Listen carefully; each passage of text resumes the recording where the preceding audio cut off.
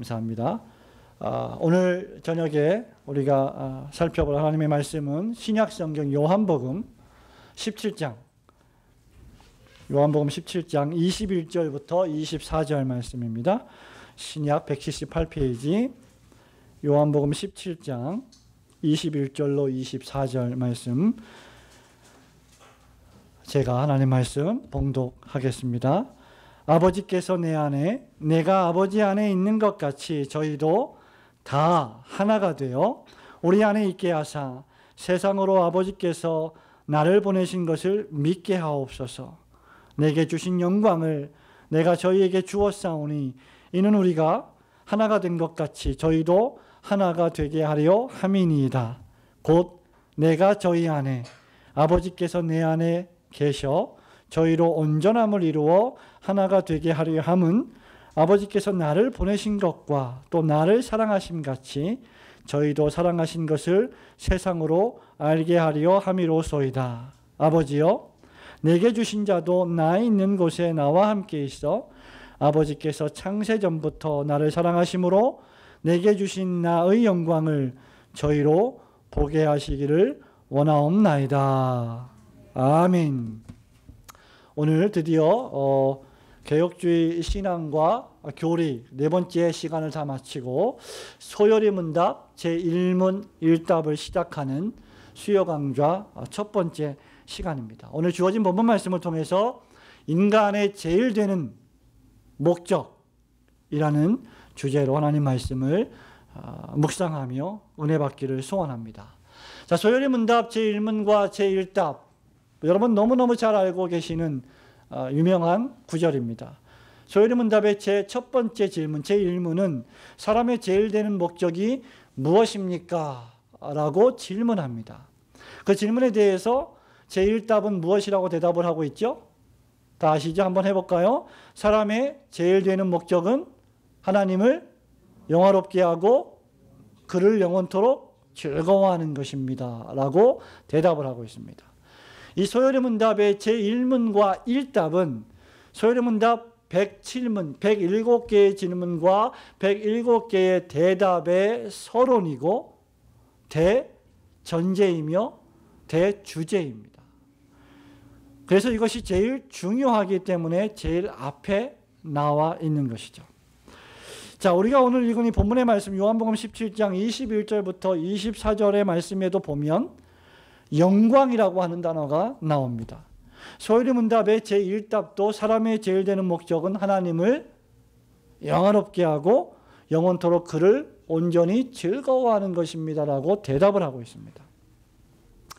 예수 그리스도께서 이 세상에 오신 이유가 무엇일까요? 예수님이 이 땅에 오신 여러 가지 이유가 있지만 그 중에 하나가 바로 예수 그리스도와 예수 그리스도를 믿는 여러분들이 하나로 연합되기 위함입니다. 예수님이 오신 많은 이유 가운데 하나가 바로 우리와 당신이 하나가 되기 위해서였습니다. 우리는 그리스도와 연합함으로 말미암아 성도 간에 영적으로 연합할 수가 있습니다. 저와 여러분이 오늘 수요일날 이 저녁에 올고든 교회 예배당에서 함께 모여 예배를 드릴 수 있는 이유도 그리스도께서 사람의 몸을 입고 육신의 몸을 입고 이 땅에 오셔서 우리와 함께 연합하셨기 때문에, 하나가 되어주셨기 때문에, 각자 살아온 환경이 다르고 각자 살아갈 형편과 과정이 다른 저와 여러분이, 각자 성격이 다른 저와 여러분이 하나가 되어서 한 분 하나님을 예배할 수 있게 되는 것이죠. 우리가 오늘 모여 함께 예배드리며 하나님의 말씀을 청종할 수 있는 것도 역시 우리가 모두 그리스도와 하나가 되었기 때문입니다. 오늘 본문의 말씀은 어떤 의미에서 보면 성도와 그리스도와의 연합을 이야기합니다. 우선 성도와 성도, 신자와 신자가 연합되어 하나가 되기 위해서는 그 전에 먼저 전제되어야 할 것이 있는데 바로 21절입니다. 아버지께서 내 안에, 내가 아버지 안에 있는 것 같이. 22절에도 내게 주신 영광을 내가 저에게 주었사오니 이는 우리가 하나가 된 것 같이, 즉 성부와 성자께서 하나가 된 것 같이 저희도 성도들도 하나가 되게 하기 위함입니다. 연합을 이야기하고 있습니다. 그리고 23절에 가면 좀 더 상세하게 우리 안에 그리스도가 계시고 그 다음 그리스도 안에 누가 계십니까? 누가 계십니까? 23절에 그리스도가 우리 안에 계시고 그리스도 안에 하나님 아버지가 계신다고 말하고 있습니다. 그 결과 성도가 온전히 하나가 된다고 말합니다. 여러분 사도 요한이 이렇게 성부와 성자 하나님의 연합, 즉 예수 그리스도와 신자의 연합, 그리고 신자와 신자의 연합을 강조하는 이유가 무엇입니까? 성부 하나님과 성자 예수님이 하나이시고 예수 그리스도와 우리가 하나이고 우리와 우리가, 즉 신자와 신자가 하나가 되기 위해서 그리스도께서 이 땅에 오셨는데 그 이유가 무엇입니까? 21절에 보면 아버지께서 내 안에 내가 아버지 안에 있는 것 같이 저희도 다 하나가 되어 그 다음 우리 안에 있게 하사 세상으로 아버지께서 나를 보내신 것을 믿게 하옵소서. 하나님 아버지가 예수 그리스도를 이 세상에 보내신 것을 믿게 하기 위함이라는 것입니다. 또한 하나님 아버지께서 예수 그리스도를 사랑하심과 같이 우리도 사랑하신다는 것을 깨닫게 하시기 위해서 예수 그리스도를 보내셨고 예수 그리스도께서 우리와 연합되어 주셨다는 것을 뜻하는 것이죠. 그러면 그리스도와 신자의 연합이야말로 하나님이 나를 사랑하신다는 사실을 내가 알게 되는 가장 강력한 원인이 됩니다. 하나님이 나를 사랑하신다, 내가 하나님의 자녀가 되었다는 것을 우리가 어떻게 알 수 있을까요? 그리스도께서 우리와 하나가 되어 주셨기 때문에 우리는 그것을 알 수 있다는 말입니다. 말하자면 예수 그리스도를 믿으면 그리스도와 연합하게 되고 예수 그리스도와 연합한 자는 하나님이 나를 사랑하신다는 사실을 확신하게 된다는 것입니다. 그렇게 연합된 자는 영광 중에 계신 하나님을 즐거워하게 됩니다. 24절 말씀을 다 함께 큰 소리로 읽도록 하겠습니다. 시작. 아버지여 내게 주신 자도 나 있는 곳에 나와 함께 있어 아버지께서 창세전부터 나를 사랑하심으로 내게 주신 나의 영광을 저희로 보게 하시기를 원하옵나이다. 아멘. 예수님과 연합된 자는 하나님이 나를 사랑하신다는 것을 확신하게 되는데 그렇게 연합된 자는 영광 중에 계신 하나님을 즐거워하게 된다는 것입니다. 22절에도 보면 뿐만 아니라 내게 주신 영광을 내가 저희에게 주었사오니 누구에게요? 누구에게 주었어요? 신자들에게 주었다는 것입니다. 다시 말하면 예수님을 믿고 그와 연합함으로 우리는 하나님의 영광, 그리스도의 영광을 경험하게 된다는 것입니다. 여러분이 정도의 차이는 있지만 여러분이 예수님을 믿고 예수님과 하나가 되었으면 예수 그리스도의 영광과 하나님의 영광을 조금이라도 맛보게 된다는 것입니다. 요한복음 1장 14절의 유명한 말씀을 기억하시죠? 말씀이 육신이 되어 우리 가운데 거하심에 우리가 그 영광을 보니 아버지의 독생자의 영광이요 은혜와 진리가 충만하더라. 영접하는 자 곧 그 이름을 믿는 자에게는 하나님의 자녀가 되는 권세를 주셨으니 예수 그리스도를 믿음으로 영접하는 자는 결국 독생자의 영광, 아버지의 독생자의 영광, 은혜와 진리가 충만하신 예수 그리스도의 영광을 보게 된다는 것입니다. 그렇다고 하면 존재하는 인간의 최고의 영예, 저와 여러분이 존재하는 존재의 최고의 의미는 하나님의 영광을 체험하는 것입니다. 여러분 소열문답, 일문답과 이것이 무슨 상관이 있느냐? 지금 예수 그리스도께서 말씀하는 신자와 그리스도와 연합과 무슨 관계가 있느냐? 자, 소열의 문답 일문은 무엇이라고 질문합니까? 질문을 한번 읽어볼까요? 시작. 사람의 제일 되는 목적은 무엇입니까? 라고 질문합니다. 여기에 사람의 제일 되는 목적은 무엇인가라고 물을 때 목적이라고 하는 말은 어떤 것이 존재하는 용도를 가리킵니다. 그렇다면 더 노골적으로 말하면 인간이 존재하는 용도가 무엇이냐는 겁니다. 내가 인간인데 내가 존재하는 용도가 무엇이냐? 더 노골적으로 말하면 사람은 도대체 무엇 때문에 사느냐? 무슨 용도로, 무슨 목적으로 사람이 살아가느냐라는 것입니다. 사실 이 질문은 인류가 존재한 이래 전 인간이 던진 질문입니다. 그리고 이 질문에 대해서 수많은 사람들의 공통적인 대답 가운데 하나는 바로 이것입니다. 사람은 행복을 추구하기 위해서 존재합니다. 사람이 존재하는 유일한 목적은 사람이 행복을 추구하기 위해서입니다. 라고 대답을 합니다. 그래서 어떤 사람들은 일을 하고 공부를 하고 행복을 추구하기 위해서, 행복해지기 위해서 돈을 많이 벌고 좋은 직장을 다니고 큰 집을 사고 결혼을 하고 자녀를 낳고 명예를 쌓고 권력을 쟁취하고 막강한 영향력을 끼치려고 하는 것입니다. 그러나 이렇게 해서 행복해진 사람은 한 명도 없습니다. 여러분의 목사의 말을 믿으십시오. 여러분이 돈을 많이 벌고 좋은 직장에 다니고 결혼하고 아름다운 가정을 꾸렸다고 해서 인간은 절대로 근본적으로 행복해지지 않습니다. 사람은 더 많은 돈을 버는 것으로는 절대로 만족하거나 행복해지지 않는다는 사실을 인생을 조금만 살아가다 보면 깨닫게 되기 시작합니다.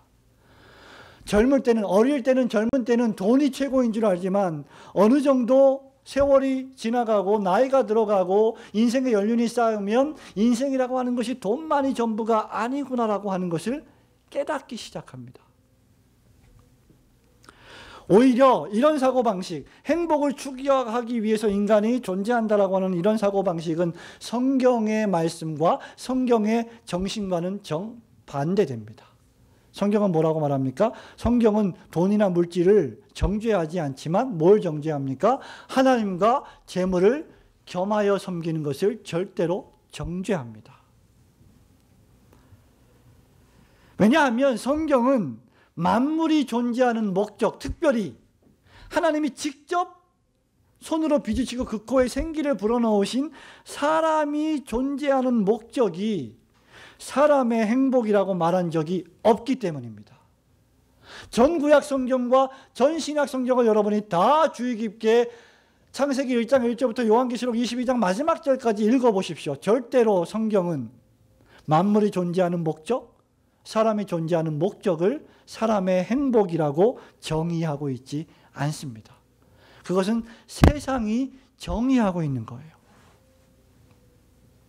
이에 대해서 많은 시간을 우리가 투자하면서 설명할 필요는 없을 것입니다. 대표적으로 구약과 신약의 성경 구절을 한 구절씩 인용해 보겠습니다.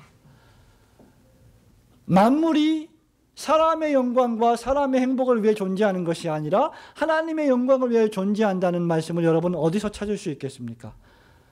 많은 말씀이 있지만 시편 19편 1절과 2절이죠.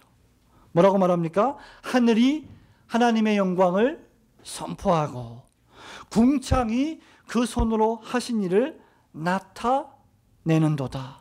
날은 날에게 임하라고 밤은 밤에게 지식을 전하니 언어가 없고 들리는 소리도 없으나 그 소리가 온 땅에 통하고 그 말씀이 세계 끝까지 이르도다. 하나님이 해를 위하여 하늘에 장막을 베푸셨도다.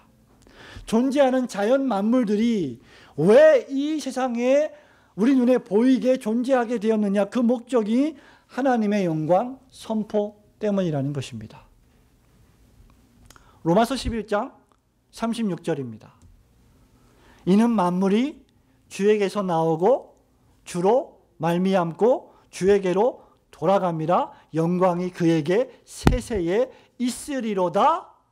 그 다음 뭐라고 해요? 아멘. 이것이 진실입니다. 이것이 사실입니다. 라고 도장을 꽝 찍는 거죠. 존재하는 모든 만물, 인간을 포함한 모든 만물이 하나님으로부터 나왔고 하나님이 창조하셨고 하나님이 돌리시고 하나님이 운행하시고 그리고 마침내 마지막 날에 하나님이 심판하실 것인데, 그렇기 때문에 존재하는 모든 만물과 사람은 하나님의 영광을 위하여 존재한다는 것이 성경의 선포입니다. 말하자면 인간을 포함하여 만물이 존재하는 용도는 타인이나 나 자신을 막론하고 인간의 행복이 아니라 하나님의 영광이라는 것입니다. 왜냐하면 만물이 하나님의 기쁘신 뜻대로 창조되었고 그 목적은 그에게 영광이 세세에 있게 하시기 위함이기 때문입니다. 요한계시록 4장 11절에 사도 요한이 마지막 종말 시대에 되어질 일들을 설명하면서 이렇게 선포합니다. 우리 주 하나님이여 영광과 존귀와 능력을 받으시는 것이 합당하오니 주께서 만물을 지으신지라 만물이 주의 뜻대로 있었고 또 지으심을 받았나이다 하더라. 만물이 주님의 뜻대로 있었는데 그 주님의 뜻이 무엇이냐? 영광과 존귀와 능력을 받으시는 것이 합당합니다. 그것이 목적이라는 것입니다. 창세기 3장에 가면 인간의 타락, 최초의 인간의 타락이 나옵니다. 아담과 하와의 타락은 무엇으로부터의 타락입니까? 바로 이 목적. 인간을 포함한 에덴 동산의 목적이 하나님의 영광을 선포하는 것인데 아담과 하와가 그 영광을 가로채려고 했던 것이죠. 하나님이 되어보려고 스스로 교만하여진 것이 바로 최초의 인간의 범죄의 이유입니다. 아담과 하와는 인간적인 행복을 추구하기 위해서 하나님을 대적하고 반역하여 하나님이 명령하신 유일한 계명을 어기고 범죄했던 것입니다. 인간이 존재하는 목적이 행복을 추구하는 것이라는 이 명제가 잘못된 또 하나의 이유가 무엇입니까? 그것은 바로 인간을 지으신 하나님으로부터 또는 하나님 중심으로 생각하지 않고 철저하게 인간으로부터 또는 인간 중심으로 생각하기 때문이죠. 사람이 왜 존재합니까? 사람이 왜 살아가나요? 행복을 추구하기 위해서입니다 라고 하는 이 명제 속에는 철저하게 인본주의가 자리하고 있죠. 인본주의가 무엇입니까? 인간 중심의 사고방식, 모든 사고와 사상의 출발을 사람으로부터 시작한다는 것이죠. 이 말을 유명한 격언으로 뭐라고 말합니까? 인간은 만물의 뭐다? 척도다. 진리를 규정하는 잣대가, 기준이 무엇이다? 하나님이 아니고 성경이 아니고 누구다? 인간이다. 그래서 인간이 하나님을 영화롭게 하는 것을 마음에 새기지 않고 인간이 행복해지는 것을 먼저 마음에 새겼다는 것이죠. 사실 사람의 제일 되는 목적이 무엇이냐는 질문은 인간에 대한 질문 아니겠습니까? 그죠? 소요리문답 1문이 뭐라고 시작해요? 사람의 제일 되는 목적이 무엇입니까? 사람에 대해서 질문하고 있는데 사실 사람에 대한 질문인 것 같지만 대답은 누구로 그 대답이 끝나요? 사람의 제일 되는 목적은 하나님을 영화롭게 하고 그분을 영원토록 즐거워하는 것입니다. 하나님으로 끝이 납니다. 자, 소요리문답 우리가 107문까지 가야 되는데 오늘 107문까지 하겠습니다. 107문의 마지막 질문은 무엇인지 아십니까? 주기도문의 마지막 맺는 말이 의미하는 뜻은 무엇입니까? 주기도문의 마지막 맺는 말, 즉 마지막 맺는 말이 뭐죠? 나라와 권세와 영광이 아버지께 영원히 있사옵니다. 아멘이라고 하는 이 말은 모든 영광과 모든 존귀와 모든 능력을 하나님 아버지만 받으셔야 할 것을 의미합니다 라고 끝나요. 그러니까 소요리문답의 관심은 철저히 어디에 있습니까? 사람에게 있지 않고 누구에게 있습니까? 하나님에게 있습니다. 결론적으로 얘기하면 소요리문답은 하나님으로부터 시작해서 하나님으로 진행하고 하나님으로 끝난다는 것이죠. 하나님의 영광으로 시작해서 하나님의 영광으로 진행하다가 107문에 하나님의 영광으로 끝이 난다는 것입니다. 이것이 참된 신자의 진정한 신앙의 모습이어야 합니다. 인간의 제일 되는 목적은 하나님을 영화롭게 하고 그분을 영원토록 즐거워하는 것인데, 즉 하나님을 우리 인생에서 제외하고서는 인간 존재를 생각할 수 없다는 것입니다. 하나님이라고 하는 분을 우리의 삶에서 제외하면 인간이라고 하는 용도는 폐기 처분되는 것이나 다름이 없다는 것입니다. 왜? 하나님께서 인간을 지으셨기 때문입니다. 사람의 주인이 하나님이시기 때문입니다. 그렇기 때문에 주인 대신 하나님의 목적과 용도에 맞추인 삶을 살지 않는다면 우리는 존재의 의미나 목적을 깨닫지도 못하고 수행할 수도 없다는 것이죠. 인간이 존재하는 목적이 행복을 추구하기 위한 것입니다 라고 하는 이 명제가 잘못된 웅변적인 그 증거 가운데 하나는 무엇입니까? 또 그 결과, 인간이 행복을 추구한 결과 인간은 전혀 행복해지지 않았다는 것입니다. 소위 우리가 인본주의라고 부르는 이 인간의 중심이 되어 인간이 만물의 척도가 되어 인생과 세상과 우주를 지배하겠다는 사상은 실패로 돌아갔습니다. 멀게는 여러분, 제가 누누이 강조해서 말씀드리지만 제1차 세계대전, 제2차 세계대전, 그리고 독일 나치의 잔혹한 행위, 유대인 600만 명을 살해한 그 엄청난 잔혹한 행위, 전부 다 누가 저지른 일입니까? 인간이 저지른 일입니다. 그것이 바로 인간은 행복을 추구하기 위해 존재합니다라는 명제가 잘못된 웅변적인 증거라는 것입니다. 가깝게는 광복 전에 우리나라를 생각해 보십시오. 일본 제국주의의 만행을 생각해 보십시오. 7.3.1 부대의 만행을 생각해 보십시오. 1950년 6월 25일 한국전쟁을 생각해 보십시오. 끊임없이 계속되는 정치폭력을 생각해 보십시오. 세계 곳곳에서 벌어지고 있는 전쟁 생각해 보십시오. 인간의 행복을 추구하기 위해 존재하는 것이 인간 목적입니다라고 말할 때 그것은 실패로 돌아갔다는 것입니다. 인간이야말로 실상 문제의 주역이 아닙니까? 잘 생각해 보세요. 우리나라 사회의 문제의 핵심이 누굽니까? 제도입니까? 아니에요. 누구예요? 사람이에요. 사람입니다. 인간입니다. 인간이란 어떤 존재입니까? 내가 행복해지기 위해서 남의 행복을 짓밟는 존재가 인간이 아닙니까? 자기의 만족을 위해서 남의 만족을 빼앗아 버리는 존재가 인간입니다.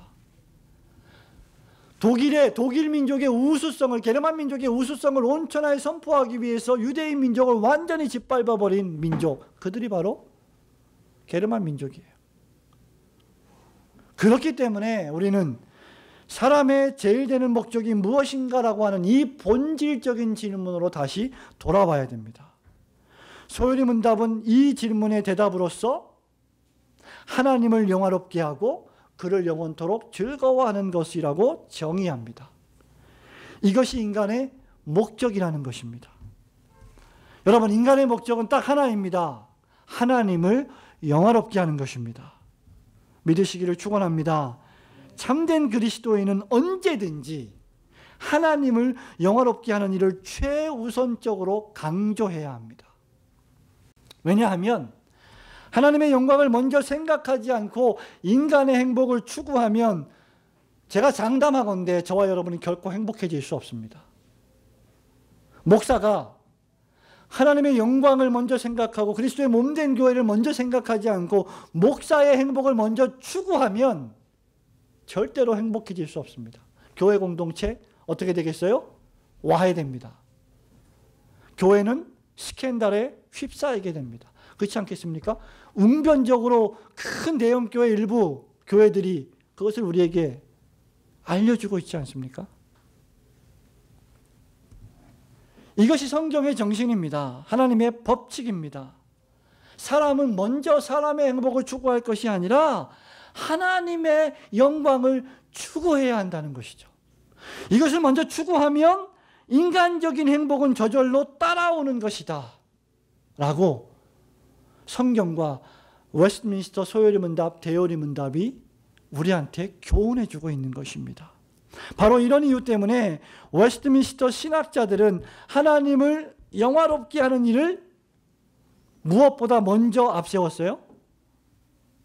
소요리 문답 1답에 사람의 제일 되는 목적은 첫 번째 하나님을 영화롭게 하고 두 번째 그분을 영원토록 즐거워하는 것입니다. 즐거워하는 게 먼저예요? 영화롭게 하는 것이 먼저예요? 영화롭게 하는 것이 먼저입니다. 웨스트민스터의 신학자들이 왜 하나님을 영화롭게 하는 일을 즐거워하는 일보다 더 앞에 놓았습니까? 하나님은 먼저 영광을 받으셔야 할 뿐이지 즐거워할 뿐이 아니라는 사실입니다. 인간은 여러분, 저와 여러분은 하나님을 영화롭게 하지 않고서도 얼마든지 하나님을 즐거워할 수가 있어요. 신비적이며 감성적인 신앙의 양태가 바로 이런 모습을 낳을 수 있습니다. 하나님께 마땅하고 합당한 예의를 갖추어서 영광을 돌리지 않고서도 내 감정이 즐거우면 나는 하나님을 즐거워한 것입니다. 내 행동이 기쁘고 행복하면 나는 하나님을 즐거워한 것이죠. 내가 주일날 예배를 드리고 헌금을 드리면 그것 자체로 나는 즐거운 것입니다. 왜? 하나님을 향한 의무를 다했다고 판단하기 때문에. 그래서 마땅히 하나님께 돌려야 될 영광을 생각하지 않고도 내가 하나님을 즐거워할 수가 있게 되는 것이죠. 그러나 그것은 대단히 잘못된 것입니다. 사실 하나님을 즐거워하는 것은 하나님을 영화롭게 하는 일에 종속되어 있습니다. 저와 여러분이 진정으로 하나님을 생각하고 하나님께 영광을 돌리려고 최우선의 노력을 기울이면 우리에게는 그분을 즐거워하는 즐거움이 자동적으로 따라오게 됩니다.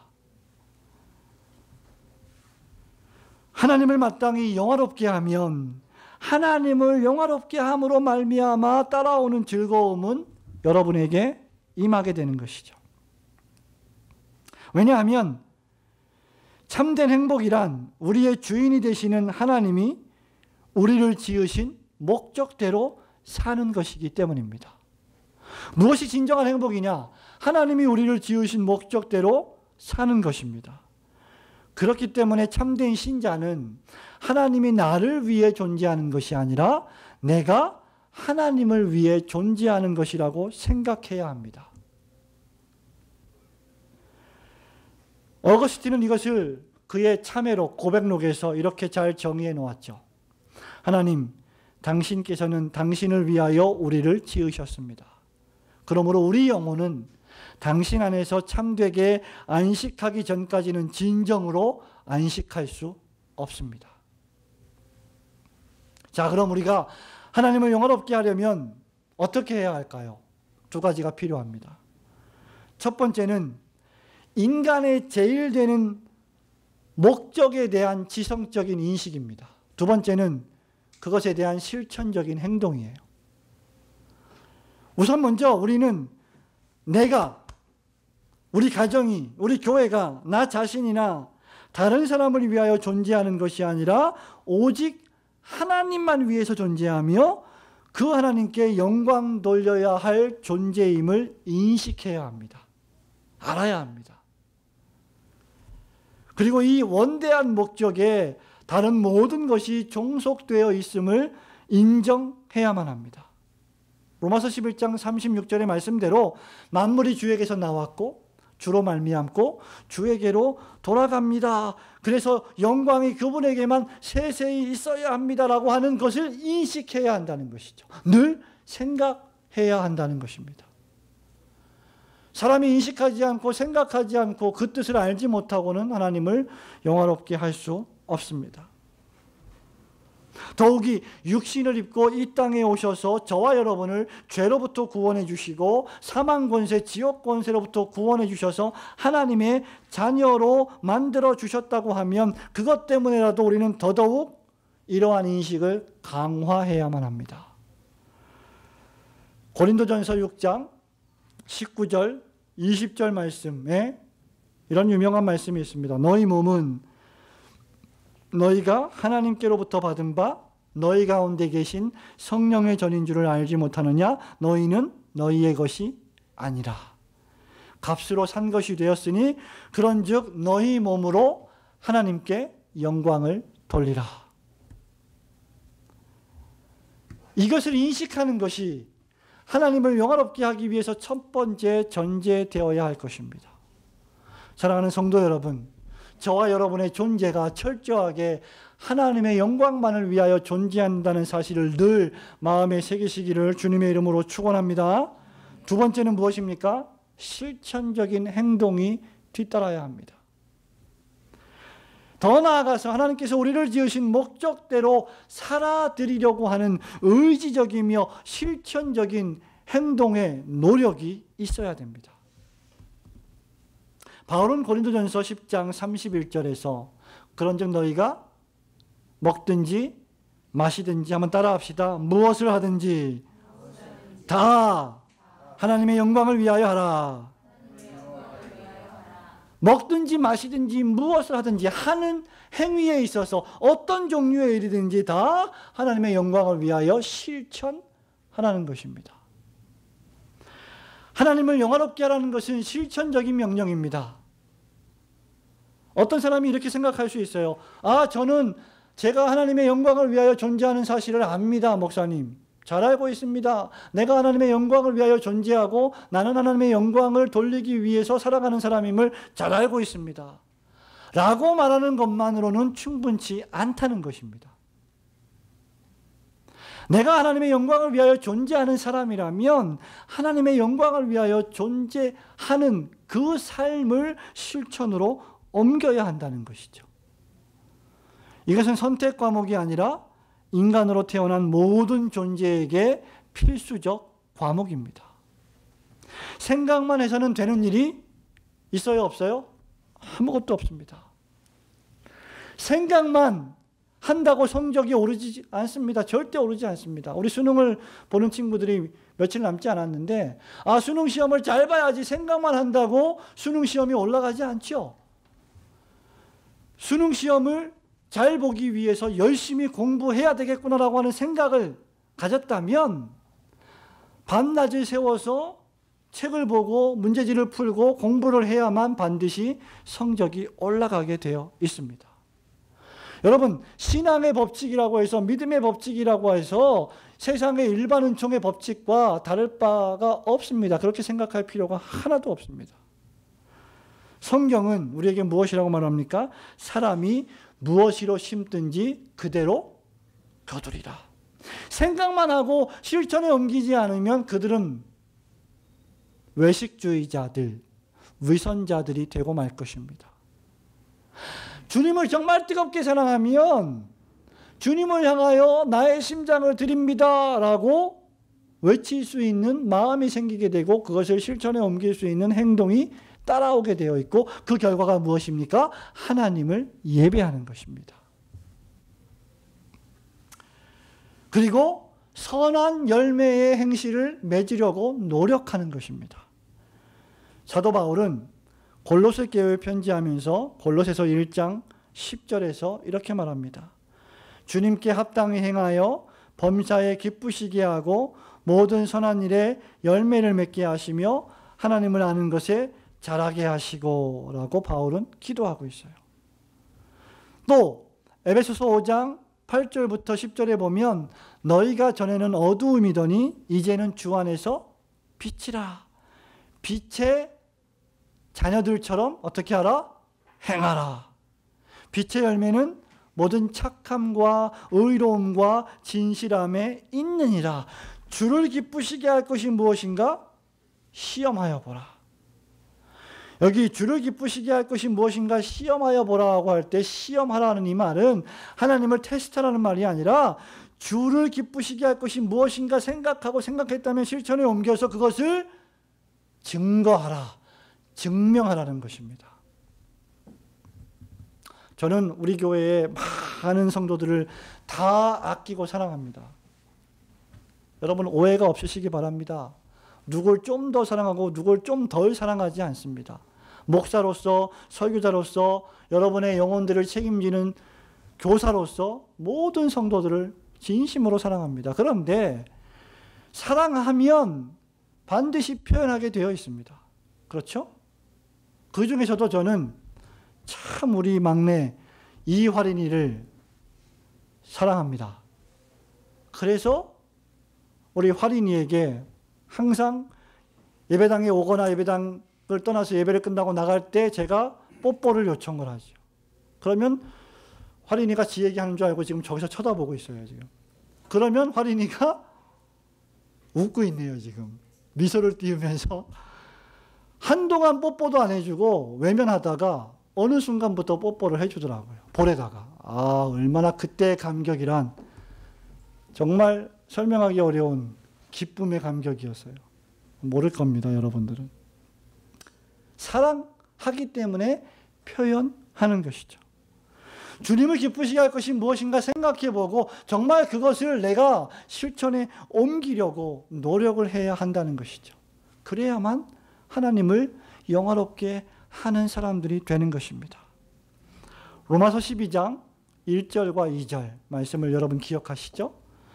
좀 전에 로마서 11장 36절을 읽었습니다. 만물이 주에게서 나오고 주로 말미암고 주에게로 돌아갑니다. 영광이 그에게 세세에 있을지어다. 아멘 하고 그 다음에 뭐라고 말합니까? 그러므로 형제들아 내가 하나님의 모든 자비하심으로 너희를 권하노니 너희 몸을 하나님이 기뻐하시는 거룩한 산제사로 드리라. 이는 너희의 드릴 영적 예배니라. 그 다음 너희는 첫째 이 세상을 본받지 말고, 두 번째 오직 마음을 새롭게 함으로, 세 번째 변화를 받아, 네 번째 하나님의 선하시고 기뻐하시고 온전하신 뜻이 무엇이든지 분별하도록 하라.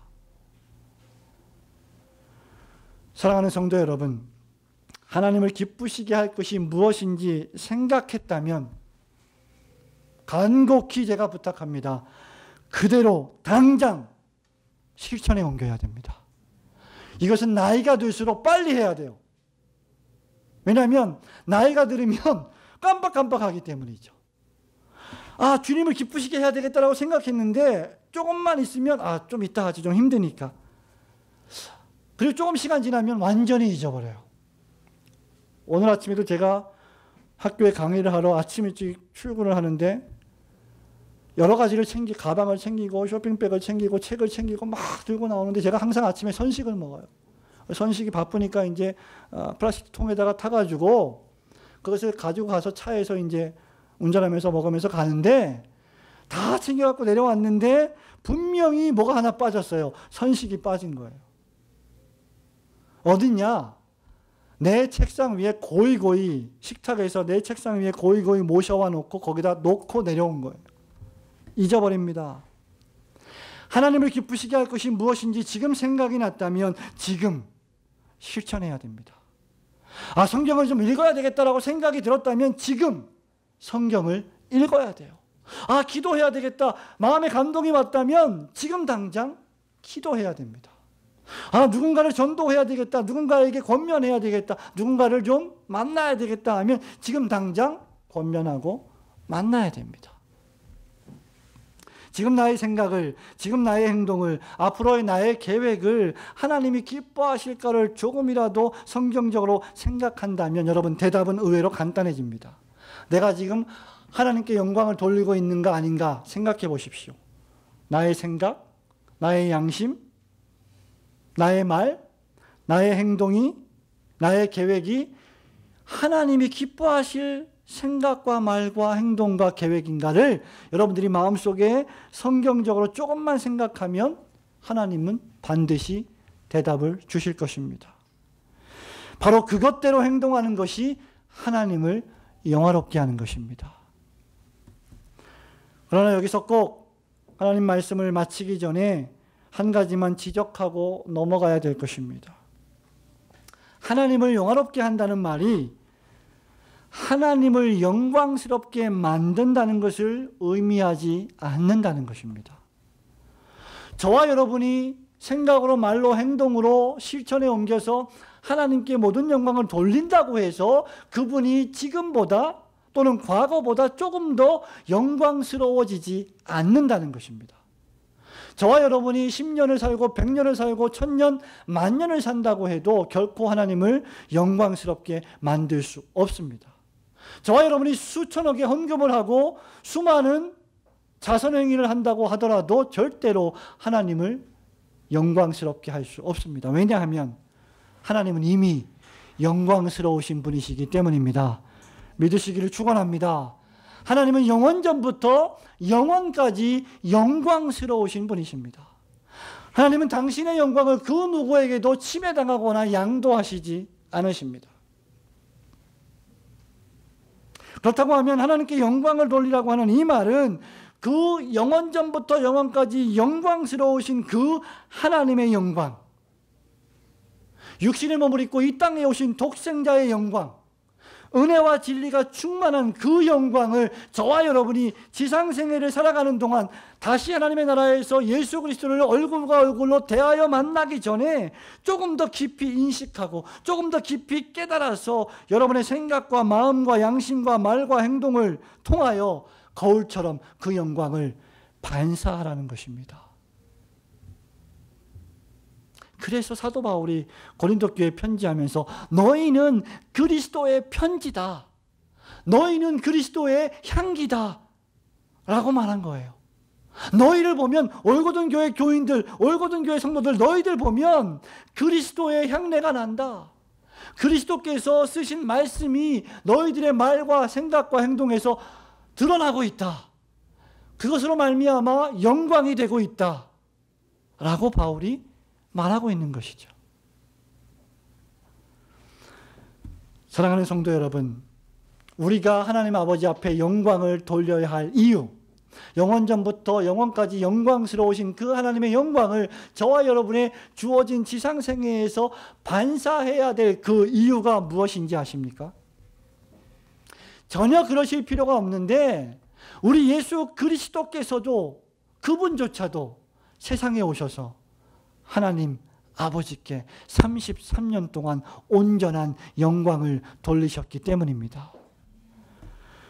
요한복음 17장 21절부터 24절 말씀을 우리가 보았습니다. 17장 1절부터 5절 말씀을 보십시오. 저와 여러분이 같이 한번 하나님 말씀을 1절부터 5절까지 읽도록 하겠습니다. 시작. 예수께서 이 말씀을 하시고 눈을 들어 하늘을 우러러 가라사대 아버지여 때가 이르렀사오니 아들을 영화롭게 하사 아들로 아버지를 영화롭게 하게 하옵소서. 아버지께서 아들에게 주신 모든 자에게 영생을 주게 하시려고 만민을 다스리는 권세를 아들에게 주셨음이로소이다. 영생은 곧 유일하신 참 하나님과 그의 보내신 자 예수 그리스도를 아는 것이니이다. 아버지께서 내게 하라고 주신 일을 내가 이루어 아버지를 이 세상에서 영화롭게 하였사오니 아버지여 창세전에 내가 아버지와 함께 가졌던 영화로서 지금도 아버지와 함께 나를 영화롭게 하옵소서. 아멘. 아버지께서 내게 하라고 주신 일을 내가 이루었습니다. 그래서 아버지를 이 세상에서 영화롭게 했습니다. 우리 예수님의 고백입니다. 그렇다고 하면 저와 여러분은 얼마나 더 우리를 지으시고 우리를 죄 가운데서 구원하여 주시고 우리를 마침내 하나님의 나라의 영생을 상속하기로 약속된 자녀로 삼아주신 그 은혜에 더 큰 영광을 돌려야 하겠습니까? 사랑하는 성도 여러분, 말씀을 맺습니다. 우리는 반드시 사도 요한이 말한 이 그리스도의 영광을 보아야 합니다. 그것은 주님과 연합한 자라면, 예수 그리스도를 믿음으로 그리스도와 하나가 된 자라면 누구나 볼 수 있습니다. 정도의 차이는 있지만 어떤 성도는 그것을 강하게 경험하고 어떤 성도는 약하게 경험하고 모태신앙인들은 특별히 그것이 희미하게 경험이 되기도 하지만 어느 순간에 하나님께서 그 영광을 우리에게 보게 하십니다. 우리가 그 그리스도의 영광에 사로잡히기만 하면 이 세상의 모든 일들은 어떤 의미에서 하찮은 것이 되고 맙니다. 주님의 영광을 보지 못하면 인생의 제일 되는 목적을 알 수 없습니다. 사랑하는 성도 여러분, 여러분은 주님의 영광을 목격하였습니까? 여러분은 주님을 만나셨습니까? 그렇다면 더욱더 그 영광을 사모하시는 성도님들이 되시기를 주님의 이름으로 축원합니다.